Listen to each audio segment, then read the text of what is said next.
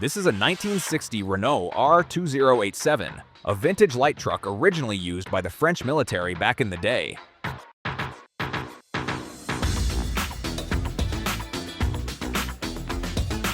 But right now, it's riddled with rust, missing several key parts, and cannot even move under its own power. It's pretty much a pile of scrap, but this mechanic from RV19 thinks he can give it a second chance at life. And in the next few minutes, you'll watch exactly how he walks through the entire process, from teardown to chassis restoration, engine rebuild, and the first drive.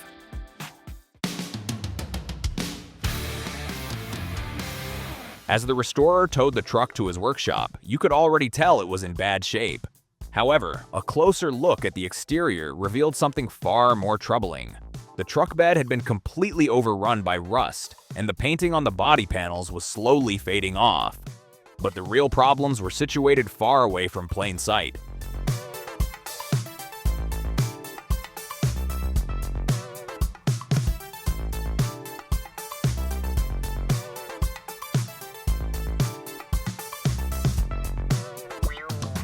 Seeing all of those defects, the restorer knew this wasn't just going to be a quick job. To get this thing back on the road, a complete restoration was required. And to do that, he needed to dismantle the truck first. This tedious process began at the rear as the restorer ripped the truck bed apart. And once that dead weight was off, every other component on the truck was fair game.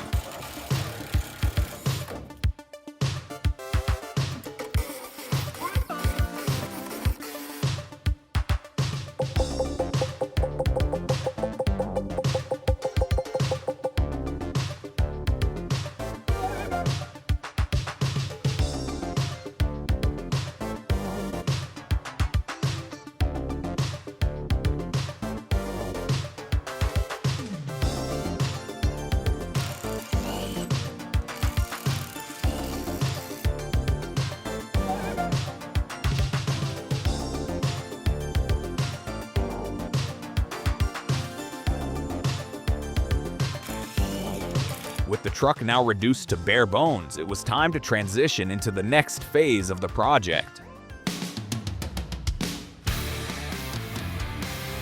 So far, the restoration has been seamless. There's been no setback, and that's quite a surprise because when you're working on a 75-year-old truck with such a rough history, you'd always expect something to go wrong. Well, we jinxed it because just as the restorer was about to start the mechanical repair, he discovered the chassis and engine were both destroyed. And that was a big worry because without those two critical parts, the truck cannot even move, let alone exist. Moments like this are where experienced restorers prove their worth, and this craftsman from RV19 was about to do the same. He went searching and found a replacement for the chassis. Honestly, it wasn't exactly the perfect replacement. Like the original chassis that came with the truck, it was covered in rust. But the restorer felt that with his metalworking skills, he could make something decent out of it.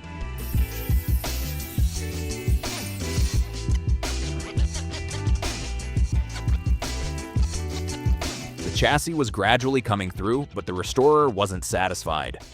He used a needle stripper to remove the specks of rust left on it. Then he sprayed acetone and rust oil on it to prevent corrosion. Yet, something significant was still missing, and it's none other than the paint job.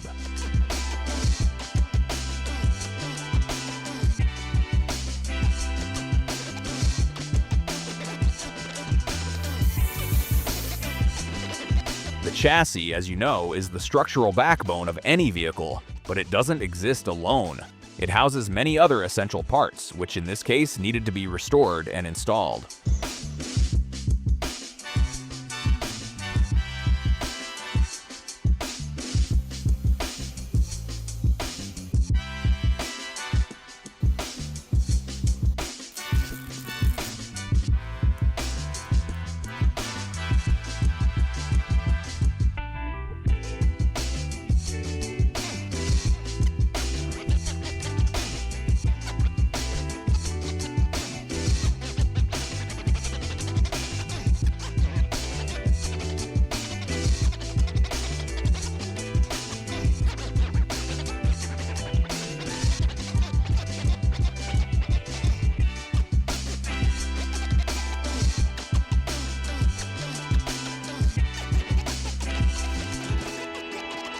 With the axles now mounted and the gearbox also getting a seat, the chassis was gradually looking like something that could carry an ex-military truck. The only problem was that there was still no engine to power it. So, as he did for the chassis, the restorer pulled some strings, and guess what? He found another engine from a similar truck that fit exactly what he was looking for. But it needed to be serviced and upgraded to handle the demands of a full-sized military truck. So the restorer immediately got to work. As he worked his way through the engine, the restorer genuinely believed he had found the chosen candidate that would power the truck. But just halfway into the process, he discovered a flaw that completely shattered that belief. Turns out the cylinder heads were badly damaged. This meant he had to spend hours restoring them or scrap the whole thing and try to find another engine. Of course, tough decisions like this often require deep thought, so he decided to pause the engine restoration and focus on other components.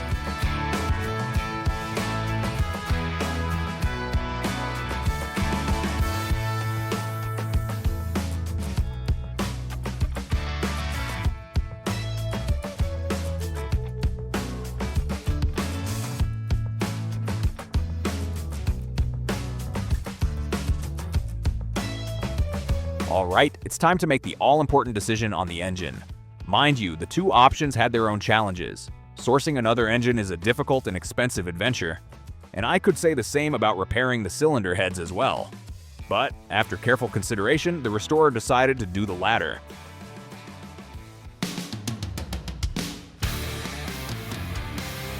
In today's world, where engines have become complex, it's pleasing to see that such simple and robust powertrains still exist.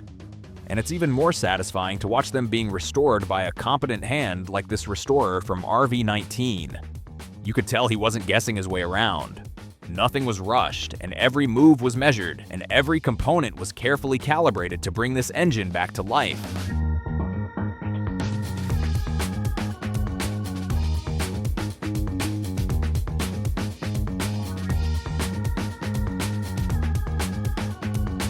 With the engine now restored, it was time to mount it. Using a mid-size hoist, the restorer carefully dropped it on the chassis. Then he tightened the bolts, installed the valve lifters, and sprinkled oil at strategic points to reduce friction. At this point, you'd expect him to fire up the engine, and indeed he was about to do just that until the carburetor was bad. So he spent the next few minutes cleaning, restoring, and reassembling it. And finally, it was time to crank up the engine. To do this, the restorer had to create a temporary wiring harness to connect the engine to a battery. He also got a makeshift gas tank to make sure the engine is well fed. But unfortunately, his first attempt to crank it up was unsuccessful. The second attempt wasn't any better, just a weak puff of smoke and half-hearted coughs. So he adjusted the fuel pump and a few other things. Then he tried it again. This time, the engine responded within seconds. This was a huge dose of motivation for the restorer because it meant he had successfully solved the two major problems of this restoration. But there were plenty more roadblocks ahead, including the truck bed and the cabin, which required urgent attention.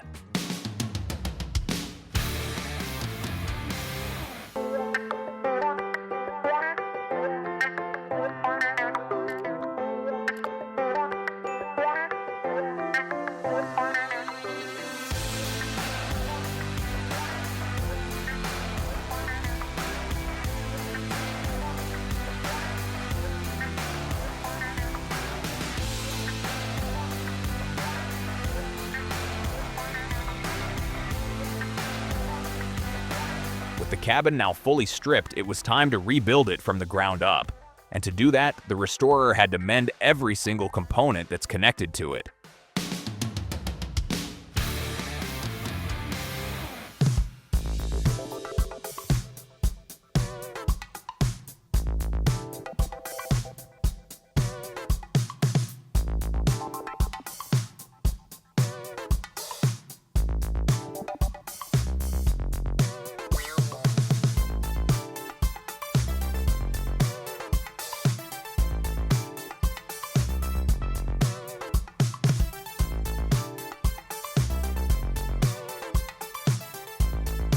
Next, the restorer turned the cabin, giving it the delicate care it deserves.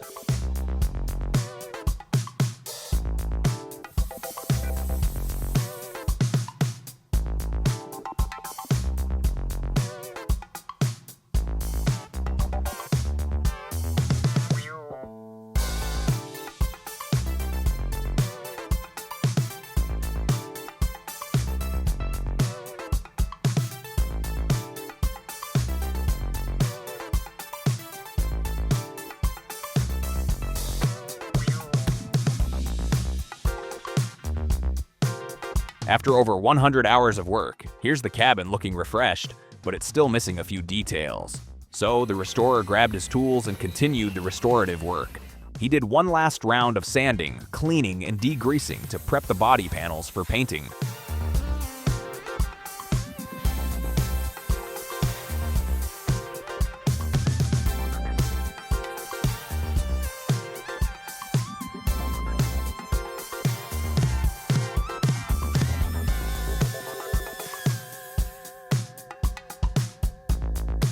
From being on the edge of collapse, this truck now had a functional engine and a decent cabin, and it's all thanks to the restorer, who has been magnificent. But the job isn't complete until those individual components are connected and functioning as one cohesive unit. So the restorer installed fenders on both sides of the truck. He also mounted the cabin in the chassis before plugging other components in their designated positions.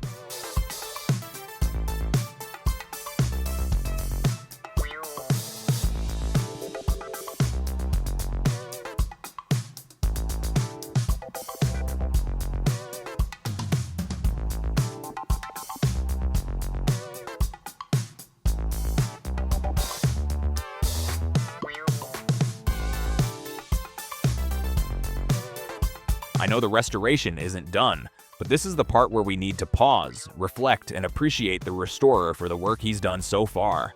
He is such a rare talent.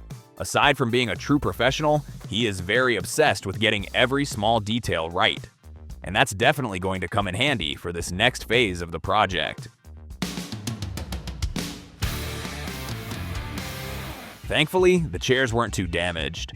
A proper spray wash and multiple rounds of hard scrubs were all it took to get them back in shape, but the floor pan and some other parts were terribly damaged, so they required a comprehensive makeover and paint job. At this point, the project was slowly edging towards the finish. The only things missing were the truck bed, electrical system, and a few minor details that the restorer was gearing up to address. Before he does that though, let's take a moment to understand what makes this truck so special. I mean, why is it even worth saving? You see, the Renault 2087 wasn't just built to do the things that regular trucks do. It was a loyal companion to the gallant soldiers of the French army. For decades, it served in different capacities, including troop transport, cargo hauler, and even ambulance duty. Just over 16,500 units were produced, meaning each one you find today is a survivor. So with every component that this craftsman restores, he's not just saving an old truck, he's preserving a small piece of French history. Speaking about history, the electrical system in this truck has had a troubled past, and the restorer was determined to change that. He fabricated an entirely new harness from scratch, carefully routing each wire to match the truck's original electrical layout. Next, he installed the headlights and did a quick test. After all those hours of careful wiring, it was nice to see the indicator lights and headlamps come alive, but several other parts were still waiting to be installed.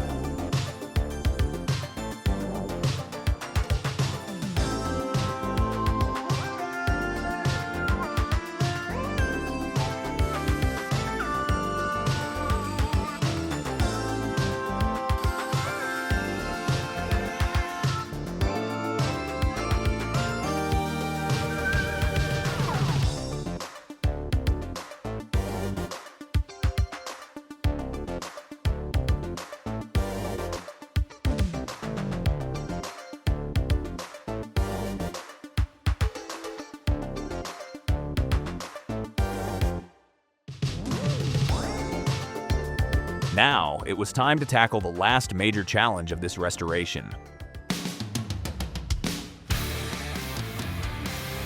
Since the old truck bed was basically useless, the ideal thing to do would have been to get the exact replacement from another truck. But the thing is, this legend is so old, you'd probably need to travel across continents to find its exact replica. Also, the restorer wanted a truck bed with tray drawers, and since that wasn't available in the market, he decided to build it in his own garage.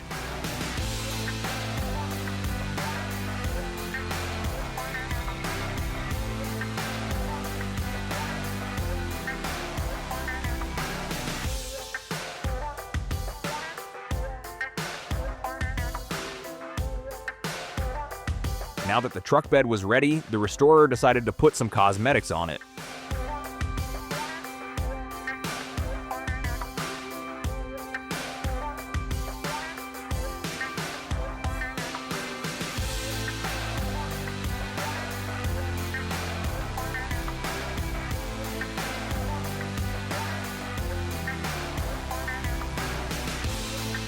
After days, weeks, and months of painstaking work, the moment we've all been waiting for has finally arrived. If everything goes as planned, this old French military truck should roar again. But if not, the restorer would have quite a lot of troubleshooting and repairs to do. Thankfully, the engine fired up with a deep rumble as this Renault R2087 rolled majestically out of the garage before disappearing into the distance. This wasn't just a test drive. It was the restorer's way of showing us that after so many years of silence and neglect, this legendary truck was back in business. What part of the restorer did you enjoy the most? Let me know in the comments, and don't forget to check out other interesting videos on the channel like this one.